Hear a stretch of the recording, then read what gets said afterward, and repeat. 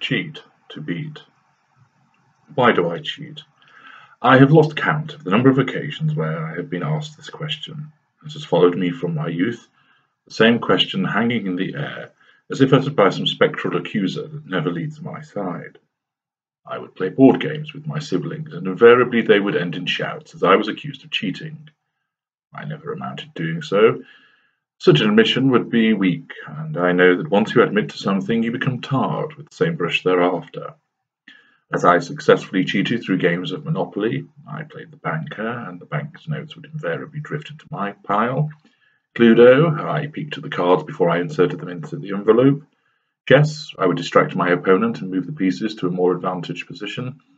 And snakes and ladders, I would jolt the table and then move the pieces back into slightly different places.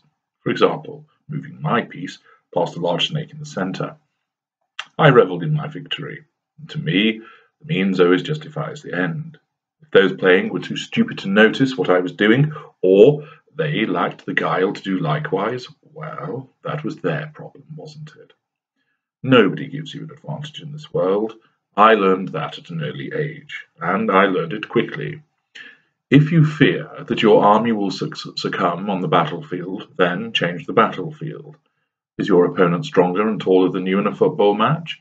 Kick him hard early on in the game, or subject him to a vicious nipple twist as a corner is coming in. It will soon put him off his stride and affect his performance. My early experiences provided a solid foundation as I grew older and embraced the world. Everything is up for grabs, and history never remembers the loser. Break into where the exam papers were kept to gain an early look at them. Why not? Advise other waiting candidates for a job that you are a shoo-in as you golf with the interviewer and watch them slink away, not wanting to waste their time. Drug test? Handy I know a paediatrician who will sell me pure baby urine to evade any issue there.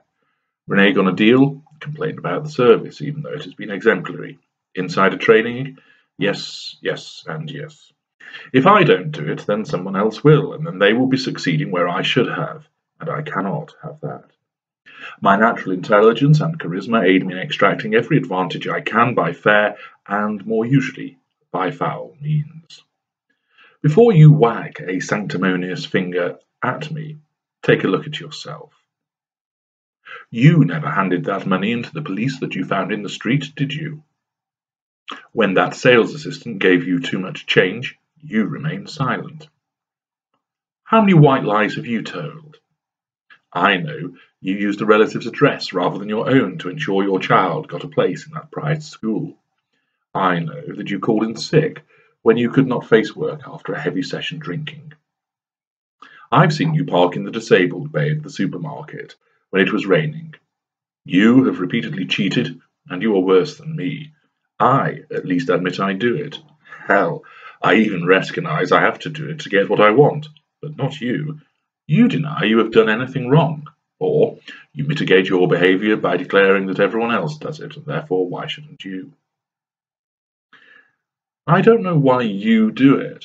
Perhaps it is because you are bored and want to generate some excitement. That does not make you too different to me, does it? The need to excite, the need to cause a reaction. I know why I do it. First and foremost, I am entitled to succeed, and I must always be seen to be winning. Secondly, the expressions of dismay and indignant protests at my conduct, especially since I am, of course, untouchable, provide me with fuel and cause me to surge with power. Now, you must excuse me. I have something else to rig, and she doesn't know that it's coming.